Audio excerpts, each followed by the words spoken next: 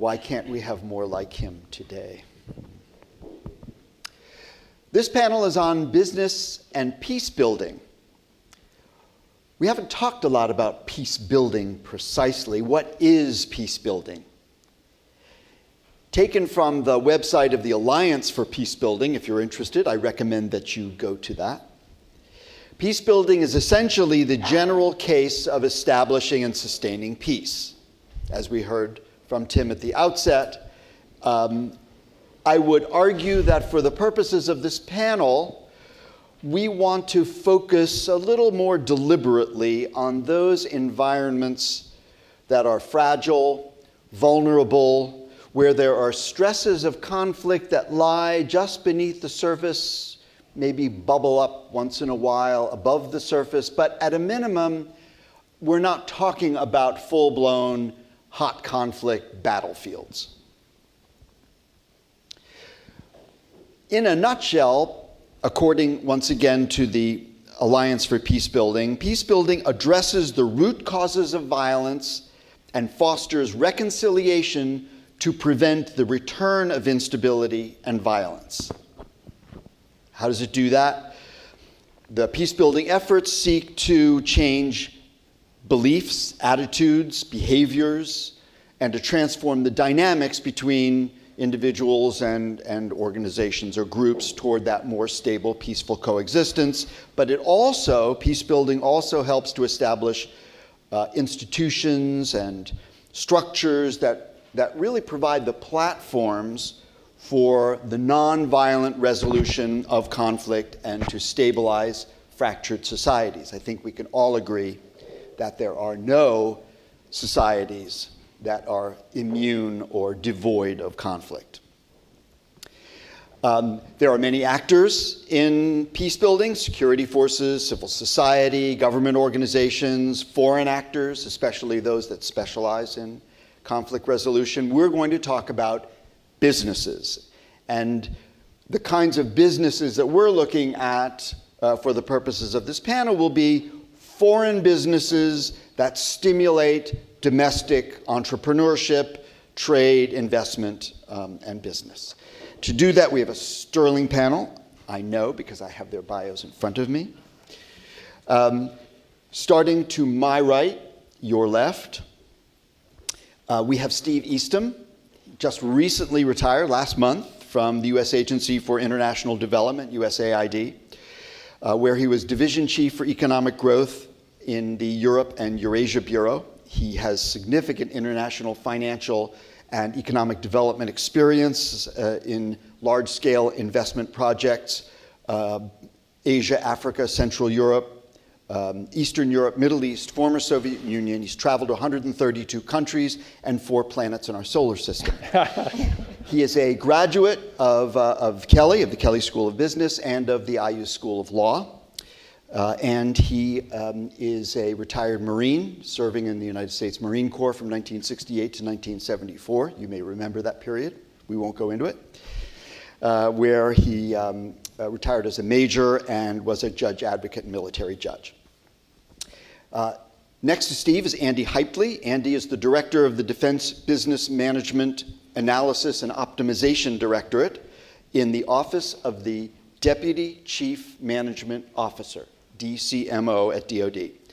He supports the DCMO and the Secretary of Defense for business transformation initiatives through policy and expertise in best practices for business operation improvements. And as you will see in his bio, he is the director of the Department of Redundancy Department. Apologies to Firesign Theater. He was also, for the purposes of this panel, the deputy director for the Task Force to Improve Business and Stability Operations in Iraq, which is a DoD enterprise, part of whose mission was to facilitate economic revitalization in Iraq, and he'll be able to address that. Another retired Marine Corps officer, a colonel, holding a bachelor's degree in political science from Ohio State, a master's in national security studies from Georgetown, and a master's in national resource planning from NDU, National Defense University. To Andy's right is Sameeksha Desai, well known to perhaps some of you, a favorite daughter, I don't know if we can say that, an assistant professor here at IU and associate director of the Institute for Development Strategies. Her field is entrepreneurship, innovation, economic development, and her current research is in institutional and regulatory drivers of entrepreneurial firm growth, and in particular, entrepreneurial resilience after terrorism. BA in sociology from Northwestern, a Master of Science in Conflict Analysis and Resolution, and then from George Mason, and also a PhD from George Mason in Public Policy. Her dissertation was on entrepreneurship and post-conflict reconstruction. So I told you we have an excellent panel for this. And the structure of the panel is going to be, the format is going to be the following. We are going to look at 3 questions. And I will ask them to address these questions as they will. The first is to look at some of the examples in peace building, as Tim Fort has already told us. Secondly, what are examples of businesses in peace building? What are the root causes of violence and stability that businesses and trade and investment can effectively address in these environments, and how? And then thirdly, how do businesses decide where, when, how to invest in conflicted and unstable societies? And then we'll open the floor for discussion. So that's where we're headed. So first, Tim's business paradigm, those 3 kinds of businesses that operate in the peace environment: the peace entrepreneurs, those who have a peace mission as part of their business strategy. That's what they do. Secondly, those corporations that make calculations about foreign policy because they realize that peace is better than conflict for your bottom line. And then third, that those corporations that have ethics in their DNA. They just behave in ethical fashions, and in fact, it's that behavior on the part of ethical companies that promote the qualities of nonviolent societies. So looking at these 3 types, entrepreneurs, corporate foreign policy, and corporate ethics, do any of you have examples in your experience, your research, of such kinds of businesses and companies?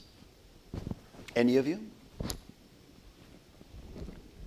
I would tell you that when we were looking at one of the prime things in looking at Iraq was trying to get the economic revitalization going. There was really 2 major conflicts going there. One was kind of a kinetic operation, but the other one was the economy was in such bad shape. And at one point they were stating that it was around 20% unemployment.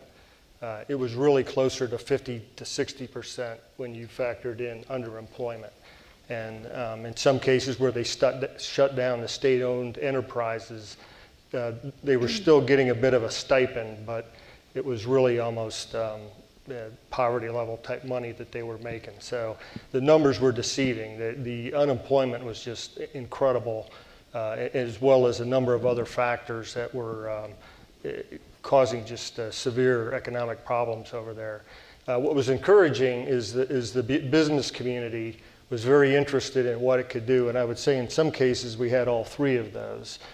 We had those that were willing to go over there and either from a patriotic sense or from kind of a global sense of improving business or trying to improve the economy over there, were willing to come in. One of the advantages that the Department of Defense had was we were able to bring them in and provide that security that they could travel and get around and look at the things that they needed to see and make their assessments. But I saw kind of a mix from the business community there. From the larger corporations, they always have stakeholders and their shareholders and their corporate boards that they have to report to. But they're also interested in improving things. In several of the examples, there was Iraq always had one of the best industrial bases of the Middle East, all the way up to probably 1991. And so there was a lot of industry over there. Had gotten shut down. We were able to bring in, Case New Holland came in and was willing to open up a plant. They had been doing manufacturing there of farm equipment, but Case New Holland was willing to come in. make that investment, get it going, and really were instrumental in making that happen. We were able to bring in some of the smaller entrepreneurs who were willing to work with their cohorts, and I think the term was used, collectivism earlier, was looking at some of the smaller entrepreneurs there in Iraq and how could we help them and bring that kind of expertise in and work. And so those really kind of two examples of at least my experience in the business community really willing to come in and help out. I can try and add a few things. I'm sure some of you will read the article about that a senior executive of Coca-Cola wrote. It's in that publication there, Business Horizons. I think it's, it's one of the best things I've read in a long time. It was really good. I'm not familiar with too many companies that actually have, supporting peace or peace building as part of their express corporate strategy. It's sort of unusual, I think, but Coca-Cola certainly does, and do a number of different things to provide that support. But I know there are a number of others like that. I think, but I want to point out one of the things I really like that Coca-Cola does in partnership with IU, the Kelley School, is bringing about 100. They have a MENA program, MENA Scholars Program. They bring 100 students in the summer over for a few months, 5 weeks or so. And I've seen that we've done that through some programs at USAID. We've supported, brought exchange students, not always just a normal exchange, you see like educational exchange for a year, but we bring them over in professional internships often. So we'll put them into companies like Coca-Cola or law firms or biotech firms out in the West Coast, Silicon Valley. We put them into Wall Street firms, and they get these professional internships. And I typically meet with them at the end of their 9-month stay in the U.S. And we also send them around and bring them sometimes to places like Indiana and unfortunately Purdue. But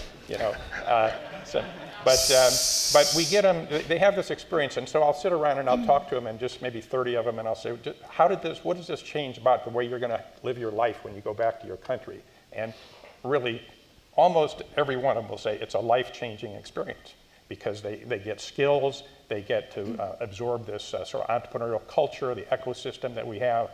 A whole range of things that they see, and most of them, it elevates what they're going to do when they return. So I think those are some of the best programs I've seen that businesses can do and support. I think a lot of companies are in this corporate policy support companies like Apple. If you follow what they're doing in Ireland now, there are some of their problems, but also some of the good things they've done.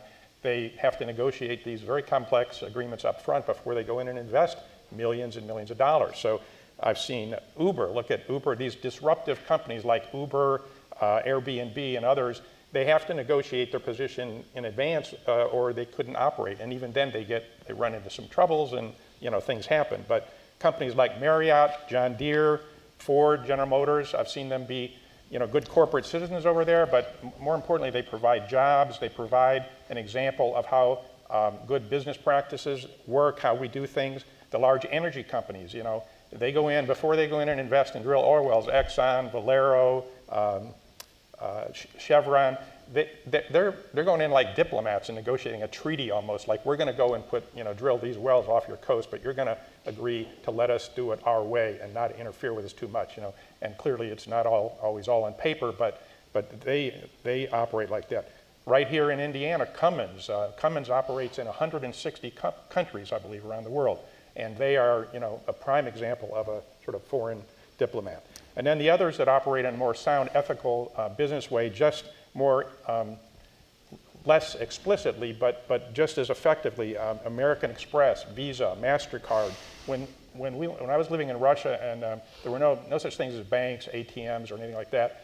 You paid everything in cash. And when we brought in first the Visa and MasterCard facilities there, it was really incredible what happened. There's a negative side to it if you overdo it, but there were controls put on it. So some of those things that we sort of take for granted when you brought them into a country that didn't have anything like that were really amazing.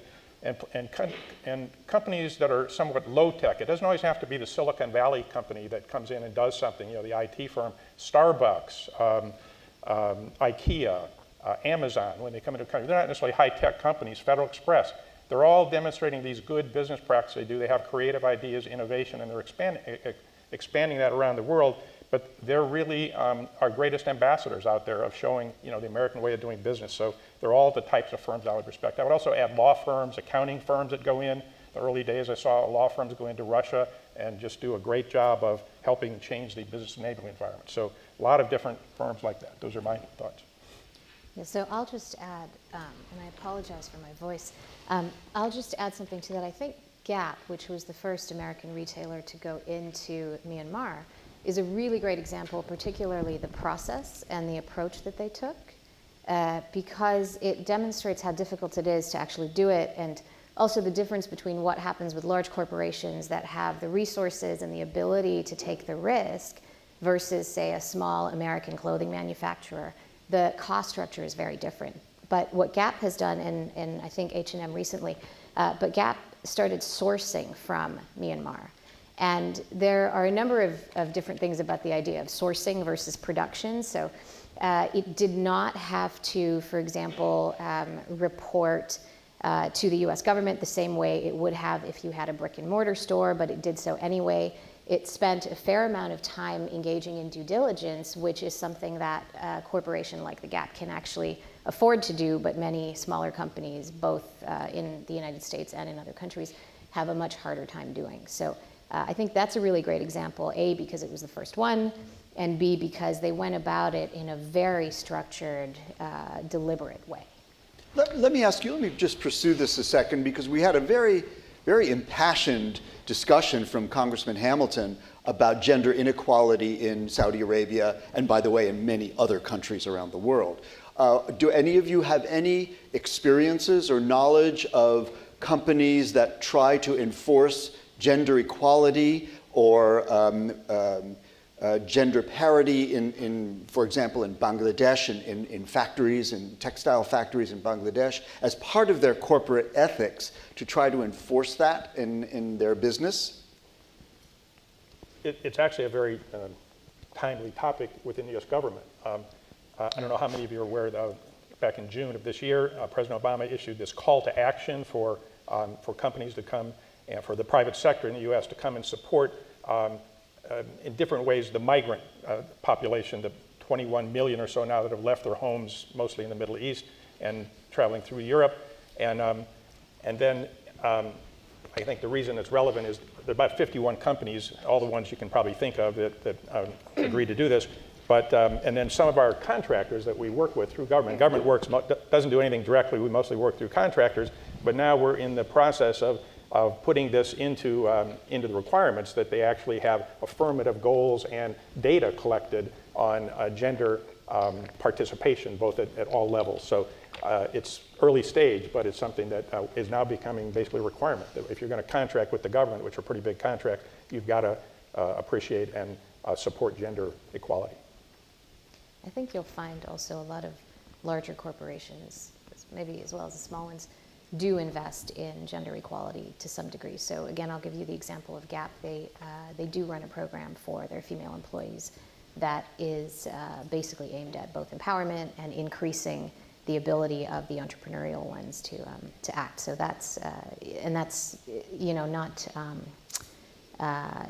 unique. I don't think it's admirable, but not unique.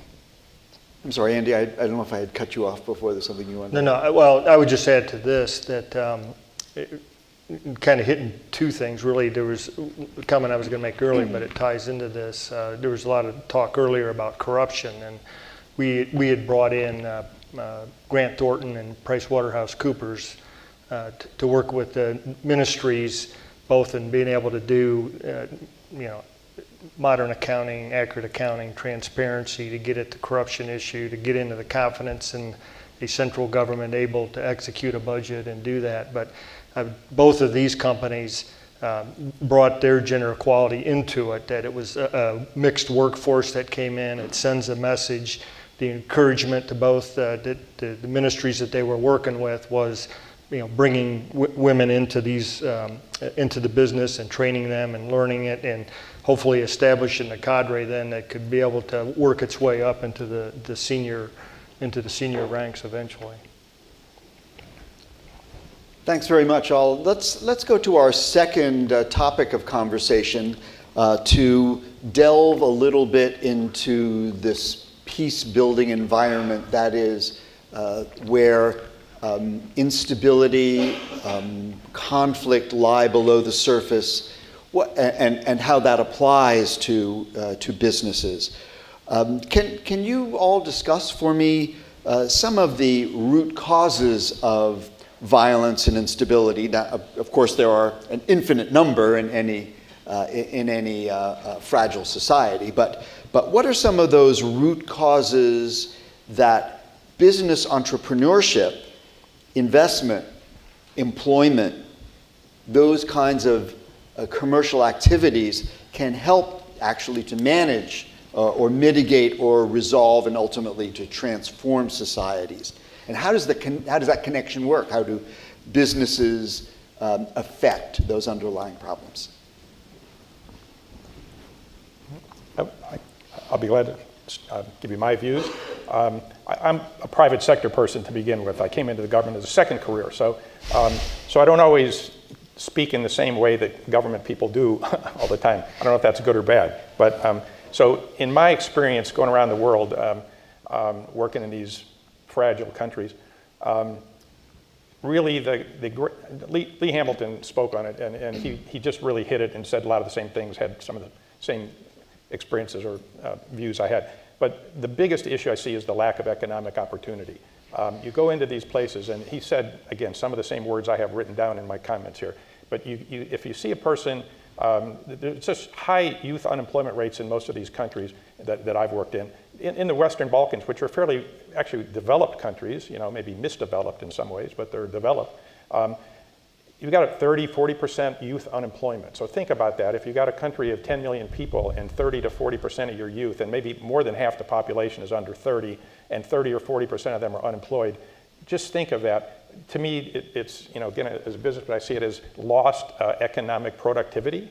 Just think if your country is taking the people who are in the early parts of their life, they're out of school, they're young, healthy, and you're not using them in any productive way. It's terrible. Yes, some of them work in the gray markets and get some work, but so if a person gets up in the morning, and doesn't have any place to go, okay, think of if you had a child who got out of university or high school, whatever, and he got up in the morning and he didn't have any place to go, that's this combination.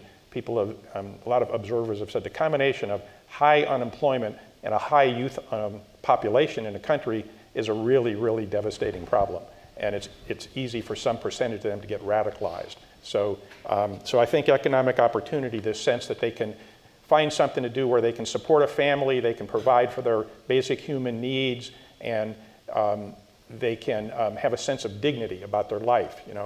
It's a terrible thing to not have a job if you're in your 20s or your 30s. And so that's the thing I've seen as one of the greatest causes of it.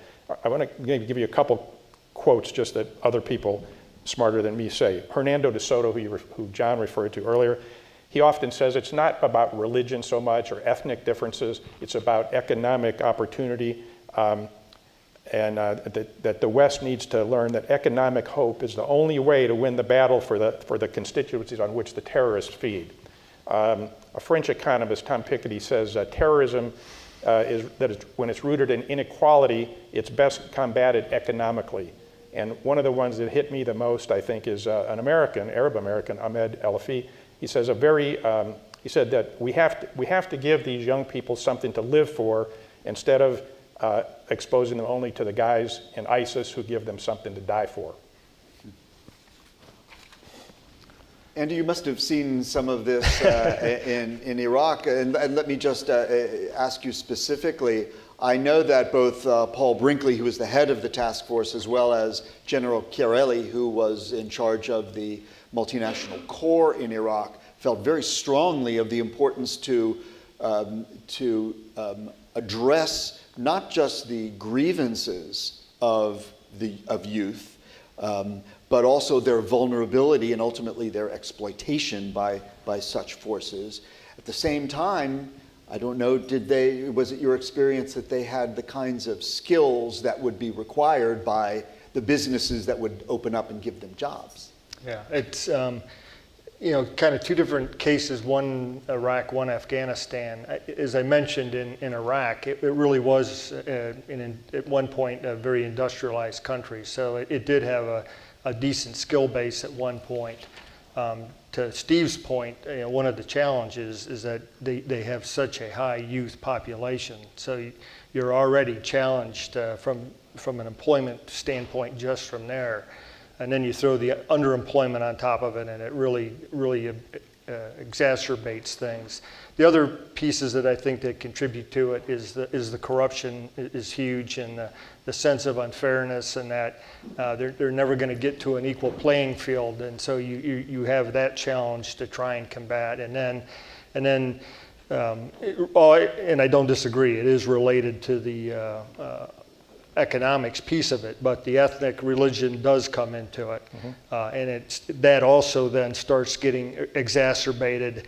And so you kind of put all of those together, and you kind of have a witch's brew that can really go badly very quickly, and we certainly have examples of that. And so to me, you almost have to go after all of those and be sensitive to all of those.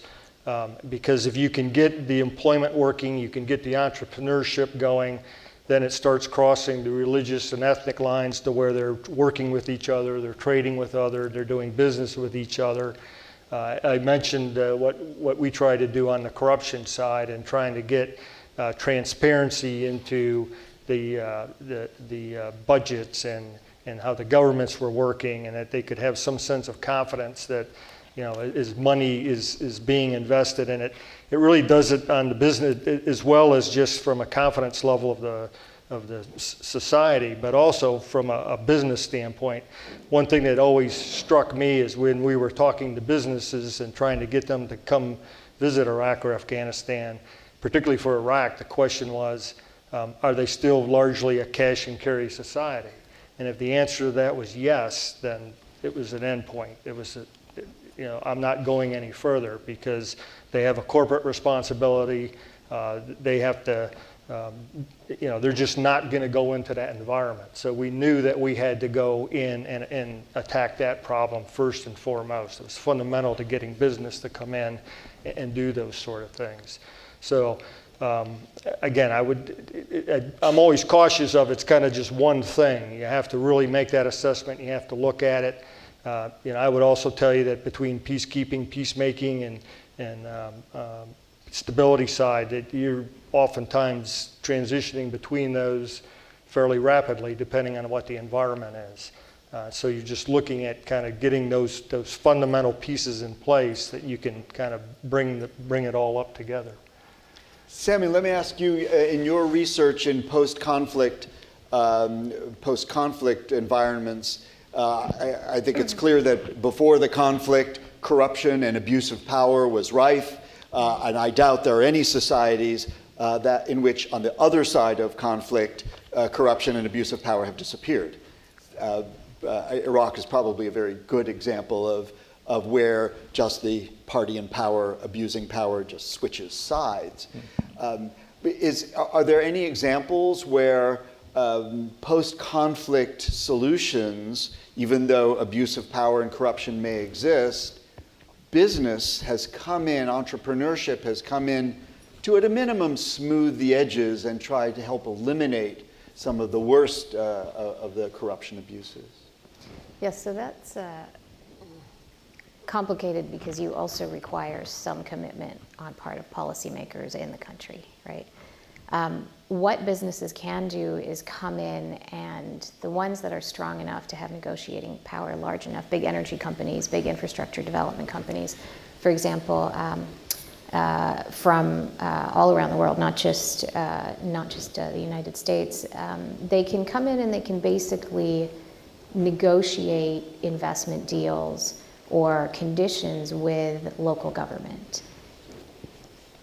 There's no scientific approach to doing it, but the larger a company is and the more an investment-starved economy wants the investment, the more bargaining power a company has.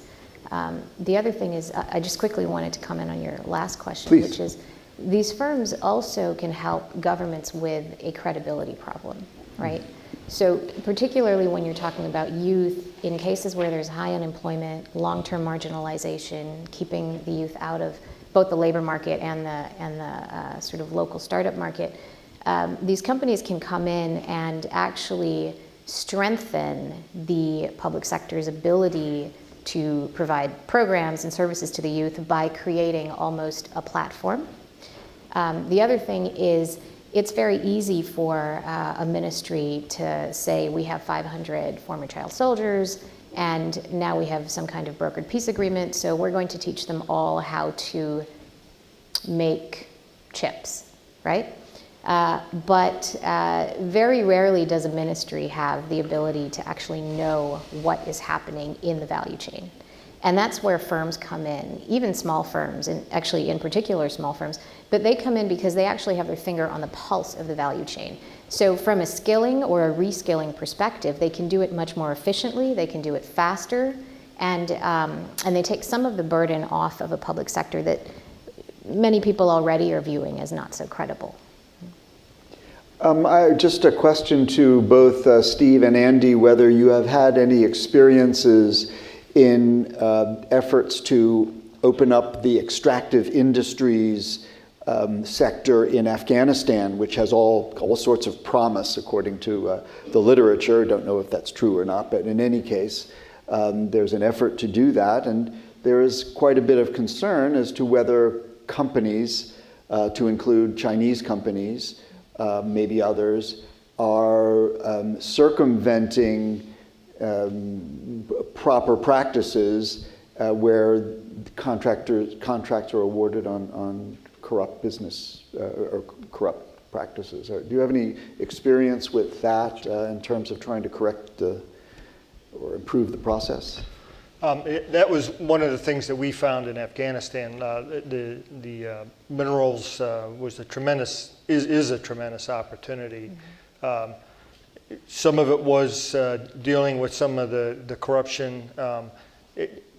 My experience, one of the bigger challenges in Afghanistan really was, or is kind of the lack of viability, authority, and confidence in the central government. So it really is a very tribal environment, and that was one of the big challenges. Is looked at the minerals. How can you extract that? How can you export it? How can you get that tremendous opportunity that they have, and it expands the value chain.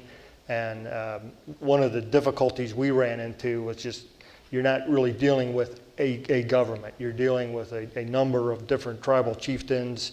You're negotiating with all of them, and it really started causing some significant challenges. One of them was trying to get laying rail line in, and if you're trying to get that sort of infrastructure going, and just the enormity and the negotiations that it took, the agreements that it took. Every time you thought you had it sealed, it was undone again. Just a tremendous challenge working in that environment, and it really was. Well, I thought we'd spend another 10 minutes or so on the final question I wanted to pose to you all, and then we'll open it up for questions. And that is, all right, we have an environment, a society that admittedly has elements of conflict, some fragility, some vulnerability, but a business is prepared to look at it, to consider investment or to do work there. How does such a company decide to invest or not where there is almost by definition some inherent risk, uncertainty of reward? In fact, what might be some of the rewards besides just the typical profit motive? Well, how do companies decide, and on what are their sources of information in terms of learning about countries that are fragile? Okay, I'll take a shot at some of this. I guess I think the words that come to mind are buy low, sell high. I think I learned that here in the Kelley School. Yeah. You write that down. So I'd be candid that I think most of the companies, when they go into these less than perfect environments, they're not usually doing it out of the goodness of their heart. They don't surprise anybody, but businesses operate for profit. So I think that some of the best businessmen, George Soros, if you look at what he does, he invests when things are really, really down, and buying when he thinks it's going down, or a lot of signs of that. So I think they go in really to make a profit, but they also, it's another phrase they use, getting in on the ground floor. It's not bad to get in when things are just beginning to change. Places like Myanmar, Cuba, just down 90 miles off our shore. Businesses are lining up to go into Cuba. The European companies have been there now for some years. But so I think you look at the opportunity, and you can get in and establish your brand early. A Gap is an example I saw in the early days in Russia when an American company came in with their clothing. It was unbelievable how popular their clothing was. They would buy like a gray sweatshirt from you walking down the street because it was an American brand. So I think getting on the ground floor early, and then what happens because of that, if they do get in early and they get established and they establish a presence, they're able to work with the government and change laws. I've seen banks go in and where they want to do mortgages, but there were no mortgage law. There was no such thing. Properties weren't divided up. You didn't have titles. So over several years, with the government's help, and USAID did some of this, we divided the land and surveyed it, divided it, gave people titles to their property, and then they could get a mortgage, and then they could use that money to go in and start a business. So I think businesses have a lot of mixed motives for going in, but one of the good things when they do go in and things start to, if they're continuing uphill, on a positive trajectory, places like Cuba, I sense that what happens is you start to see more people have a business that's successful and they're making money. They suddenly develop some economic power, and when you get business associations forming, tourism associations, financial associations, chambers of commerce, then the balance of power starts to shift. You've got a decentralization of the political power, and that then the economic power starts to shift to the political power starts to shift to the economic businesses. When I was in the early days in Russia, it was 100% controlled by every business was owned by the government, but our goal over the first few years was to see if we could, within maybe 3 years, get up to 50% of the businesses, the state-owned enterprises, to be owned by the private sector. It took 5 or 6 years, but the reason for that was we thought that would eventually make it irreversible, that they wouldn't go back to at least the form of communism. Now, you can argue about where they're at now. They're not where we'd like them to be, but they are in some form of a market economy. They're not everything is state-owned, and there is a significant business presence. And so I think that economic investment that they make early on can be translated into political power for the private sector. Yeah, I would add on that I think our government is doing a much better job of kind of providing those opportunities either through the State Department, the Department of Defense, other governmental organizations to kind of help provide that information out there. I know that we spent a lot of time in cooperation with other government agencies hosting business conferences, routinely hosted business conferences for Iraq, Afghanistan. Most of the major commands, European Command, AFRICOM, they all routinely host business conferences that bring in, enable entrepreneurs to come in, get a sense of what the environment is, get a sense of who the players are, who they can interact, can be facilitated. In some cases, it doesn't have to be a heavy hand from the U.S. government. It can be an introduction to local business folks, and then going about it that way. One of the things I learned was, we initially went in and thought, you had to immediately connect to that global marketplace, but there's an awful lot of power just in the regional economies and making those connections. In some ways, I personally think it's probably even more effective of kind of trying to prime that pump and get them going and working regionally together, and then you can start worrying about going into a broader economy. Steve mentioned that a lot of the banks out there operate worldwide and are routinely available to kind of help make those connections, make those introductions. They know who the major players are. Some of the other, the global companies that are out there operating the same way. And many of those are willing to work with small and medium companies to help make those connections and get the business side of it going. So I'll just comment on the question about what a business owner might ask. And I think there's really two questions. One is, can I absorb the risk, right? In case it doesn't go the way I think it would. And the other is, how do I assess that risk? And so, it's unfortunately, I think, fairly consistently, especially in fragile and conflict-affected countries, that small businesses generally have a little bit of a much larger barrier than large ones, right? Because they basically have a much harder time assembling the resources to pay for information. And so the real question is where you get the information, how costly it is, and how good it is. And so the nature of investment is local. And the big problem for a lot of businesses is that what we know about risk is country. So we know, for example, that there were 10 terrorist attacks or there's an ongoing conflict in a country. We don't, with terrorism, we do know actually now, but it's much harder for us to actually find out in the location that I might have a production facility, right? What is in the immediate 3-kilometer area? What is the context there? And so the cost of that information is high.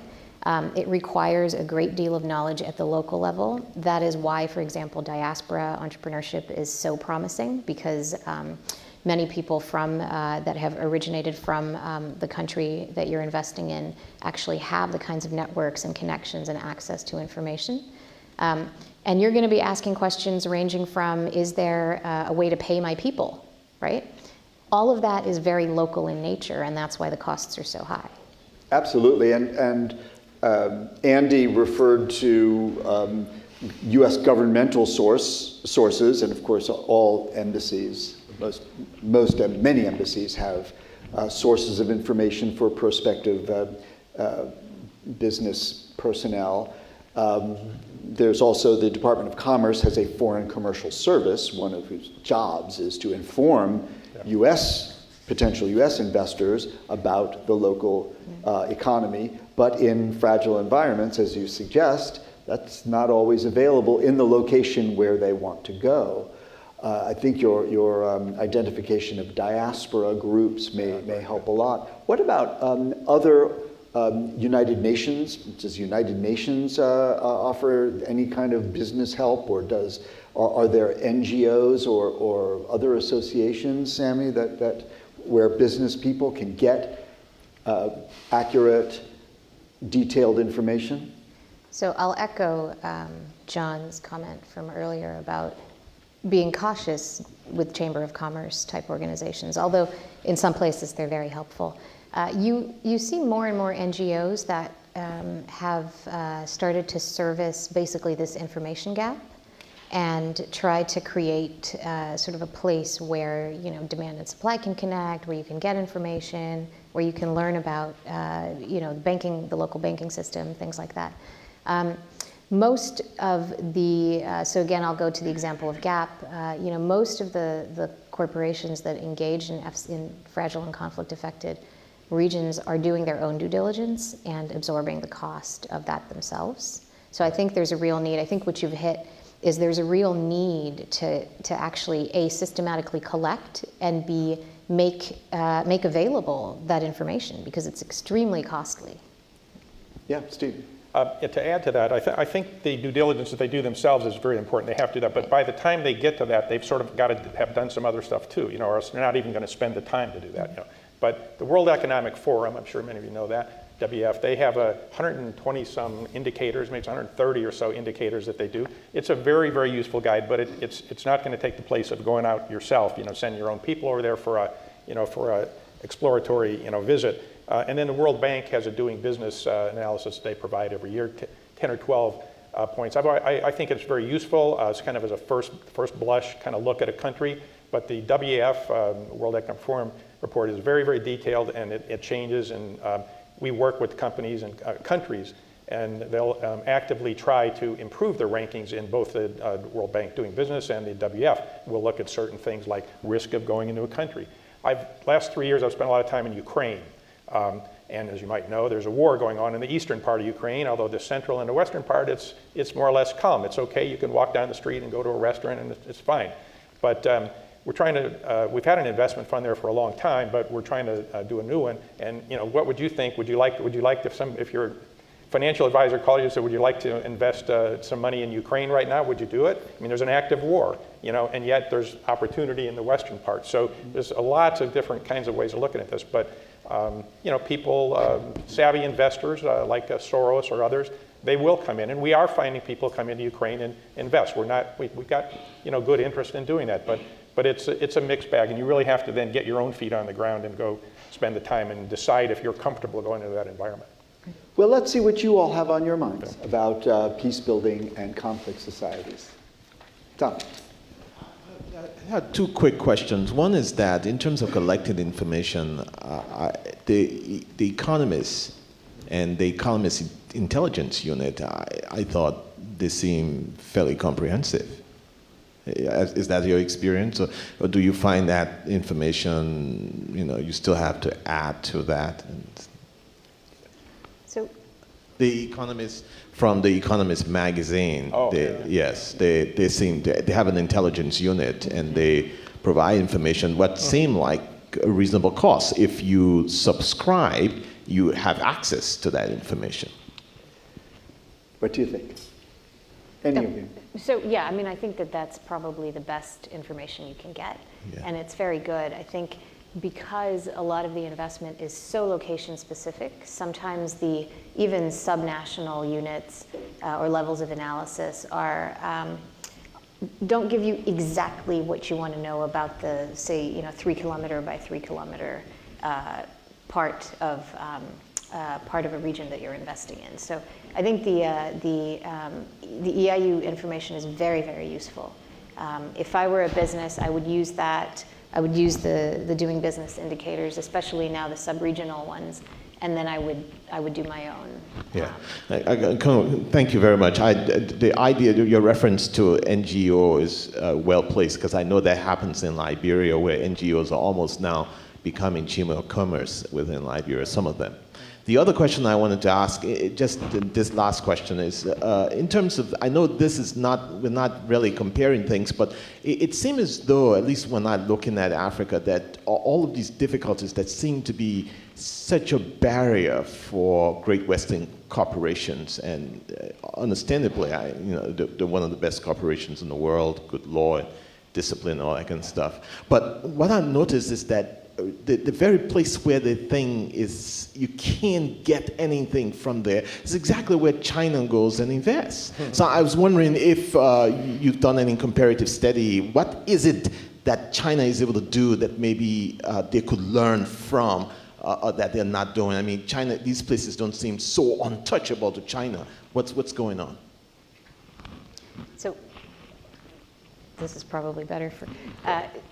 So there's maybe two factors, I think. One is there's a tradition of being able to work in environments that are closer to those environments. The second is a higher tolerance for risk. So I'm also thinking of, for example, Indian companies, Indian and Chinese companies,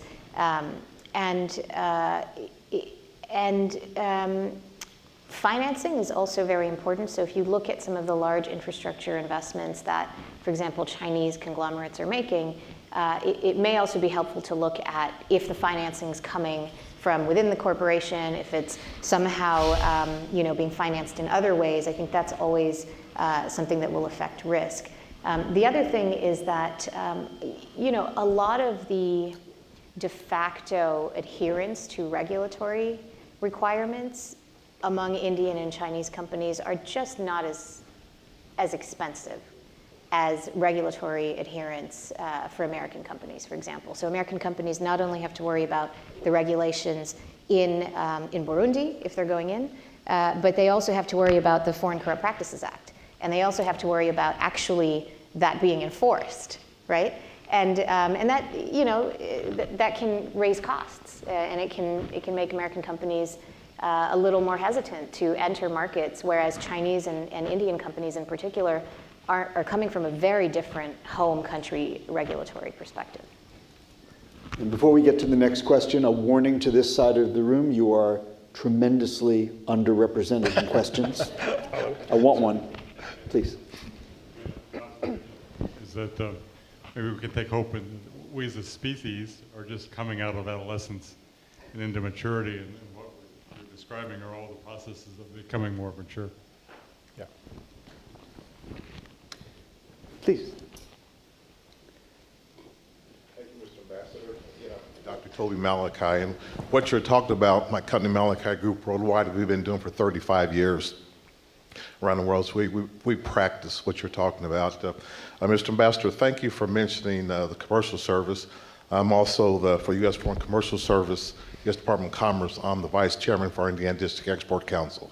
So that's a great place, Professor, where students can get help. You mentioned trade, entrepreneurism, getting in trade. If you're in Indiana, it's indicative that you play, everybody plays basketball. It's like the second nature. So we've heard. But in trade, I played, but in at it, not played. But in foreign countries, trade is indigenous to them, you know. And so I like to see our schools, as an employer, put a little more, talk to our students about, you know, the realities of trade, what it means for a future job with a growing company. We're an SME. 95% of our customers are outside the borders of this country. TPP, which Professor Slagle mentioned, is great. It's the first trade agreement I've worked on. I still advise the White House. I'm on the White House Business Council as my fifth president. TPP is the first trade agreement, and I've worked on 90% of them, that actually has an SME clause in it for small and medium-sized enterprise, the first one. Wow. We need to change the narrative, you know, to get that out. Your question is so well-founded here, that small businesses, SMEs, we can maneuver a little bit more around foreign countries than a larger corporation. I'm a former GM executive, but we can, and that's overlooked a lot. There's a lot of roundtables take place at USTR and the Department of Commerce, but also speak to the corruption aspect of it. We're not seen as not having a lot of, I call organizational politics, like a large corporation. They'll see us kind of easier to do business with. However, when you said about absorb the risk and shop amid political, geopolitical risk, which is very tricky nowadays, we also we're not seen as having the deep pockets maybe as a large corporation. However, there's a clause called 799 that says that if you divert products from one country to another, you can go to prison. And so we had to look out for that. So can you speak a little bit more to that, the corruption aspect of it? We've been subjected to it. And then also on the American Chamber of Commerce, a former board member of the U.S. Chambers, I want you to know there are AmChams around the world, American Chamber of Commerce. So if you have a problem, go to the U.S. Chamber of Commerce in D.C. They can tell you a little bit more about the AmChams around the world to kind of give us more insight there. So went with Allied Supreme Commander Jim Jones in Iraq, Afghanistan, Rwanda, and Uganda. So SMEs play a very important role in trade and peace. And I'm awful glad to see this topic today. Thank you very much. Sure, yeah. So SMEs, you know, we know that in just overall in terms of sort of the private sector, SMEs are the source for most job creation, most innovation, and that type of thing. They also, if you're thinking about a fragile or conflict setting, it's helpful to distinguish, I think, between foreign companies that are internationalizing into those regions as well as the local SME sector, which is really where you'll find the most committed and most long-term strategy, right? So what happens to a large corporation if violence suddenly starts to escalate, or if there's a major terrorist attack at one of its facilities? There's a good possibility that that corporation will leave, right? Taking with it the jobs it provided, and that will also then release workers into the local economy that need to be absorbed, a large number, who will have had some skills. So there's a lot of good from large corporations. The local SME sector is probably where you will get most of the immediate local security gains. Employment that is generated is local, investment is local.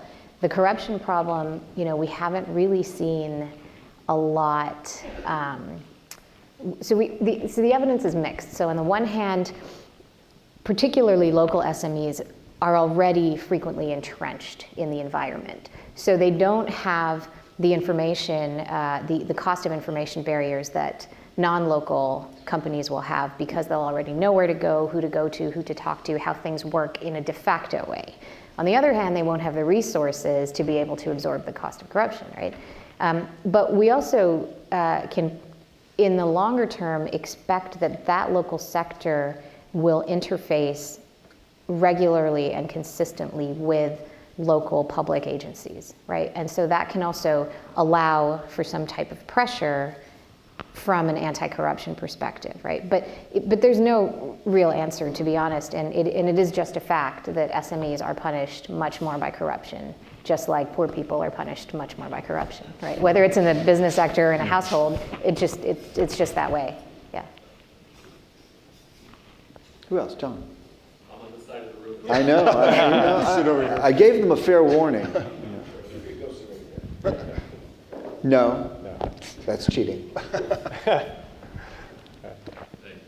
So if we might say right after a conflict or a post-conflict situation, and we think about the role that businesses, small businesses can play in trying to bring about peace, do we know much about exactly what kinds of business services, what kind of business could be stood up easily, quickly, cheaply financed, and then would actually bring about those qualities that we want? Or, do we know much about which those are, or could you identify them if you do?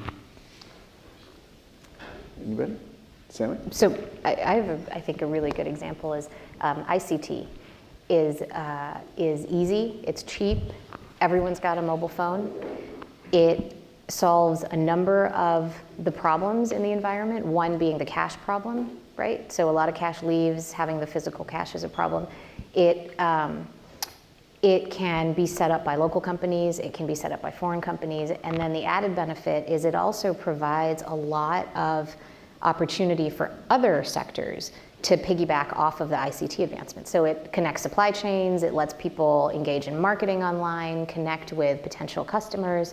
So ICT is a really great investment, and I think you'll see sort of the M-Pesa model in several countries now that has been transformational. For example, in Afghanistan, where it hasn't done so well, interestingly, or where it's been slower, has been in South Africa, where there were already fairly good, financial institutions and things like that. So if I had to put money on one good bet, I would start with ICT. Especially in nations where part of the essence of the conflict is a lack of communication among people. As Congressman Hamilton has said, it's much better to be talking to each other, and telecommunications and other forms of communication help that. I would add just one anecdote. I am not a business person, but one anecdote from that resulted from a course that we taught in Chapel Hill in post-disaster situations, in which after the Haiti earthquake, sometimes it is the local business sectors actually want to regenerate, but there are impediments imposed upon them by the particular conflict or disaster. In this case, it was the Haitian business sector complaining that they could not open up their businesses and employ people and get the economy running because the logistics channels were all choked up by immediate humanitarian relief, which is important certainly in the first week or weeks, but not through 2 or 3 months later, or by other functions that bring in bigger equipment to help the broader society. But there needs, I would argue, also to be a recognition that there already are some indigenous businesses that might need some assistance in getting back up and running. Well, left side of the room, what's the story here? This will be on the final, you know.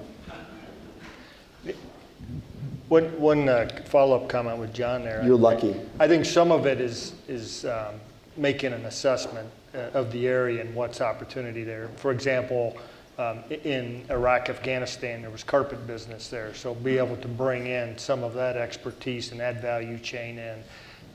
Agriculture, there was a bunch of opportunities there. We brought agricultural experts in, being able to revitalize some of that, and then the value chain, it goes cold storage, other opportunities there.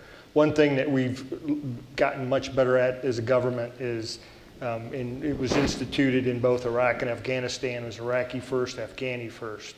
If there are local sources and local vendors, take advantage of that, and instead of paying for it here, and of course there's laws and regulations you have to work, none of this is easy, but it's an opportunity to, if there's local vendors that you can get these product and services from, you go to them first, and it was able to infuse a lot of revitalization, and now there's no good deed goes unpunished. I was talking to Fred about this last night. Part of the problem you have is then you got to look at the GDP of these countries, and if you're pumping so much into it, at some point you're hopefully backing your way out of that, and so you have to be prepared for kind of the counter shock when at one point we're spending about $100 million a month in just local Iraqi vendors and work that we were doing there. So there's plenty of opportunity there.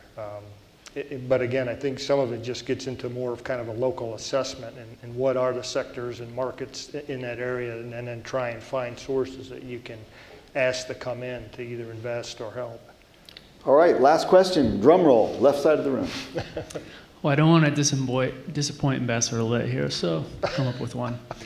Could you just give some examples of companies who have gone in and been successful that maybe are not in the energy or infrastructure or resource extraction, that have actually come in and connected with other businesses or consumers and actually made a market in country? Wow. It wasn't about building infrastructure, pulling things out of the country to go other places. Real business for real people. I'd throw out a couple of things. Maybe I remember in the early days and going into the post-Soviet bloc, I went to Poland, and just in what we were used to, even in the 90s and early 2000s, we were used to better communication. So the communication was a real problem. Like there was one fax machine in Poland, one, and you probably knew where it was. It was in the president's office. In Hungary, I lived in Hungary for a couple of years, and early days there, we were trying to help business get started. We were, priming the pump, so to speak, and things like if you set up a new business, it was a restaurant or a hotel or anything, you needed to publicize your business. You need to do some marketing. Well, there were no places to go like Kinko's or I don't know if you know Alpha Graphics, pretty big company around the world. We helped them get set up in Hungary and a number of other places. It was unbelievable, the demand for their services from the foreign companies that were there, international companies that had come in real early stage and couldn't print menus or couldn't print their business strategy, their business outreach materials. So things like that I didn't expect that they would come in, those kind of companies. But when they had copier machines, they had ability to print things in color and all that, it made a huge difference. And those were not the first line companies we were thinking about, but they were a huge help. The other thing that is important, kind of a different side of it, is the access to finance. When they're in these crisis situations, post-conflict or Haitian issues, and I was in the Philippines when a huge earthquake occurred, about a 7.0 on the Richter scale. And so most of the businesses that were hurt by it, little shops, mom and pop shops, they didn't have insurance. So how are they going to get back? They needed to set up their counters again, put glass in the windows and all that. So, finding some creative ways to get them some transition capital to get back on their feet was really important, post-conflict or tragic situation. Right, I think those secondary industries, as long as they can be sustainable, often are I would say, more the rule than the exception in our conflict zones. Well, time has come to go to lunch. Please join me in thanking our panel of experts.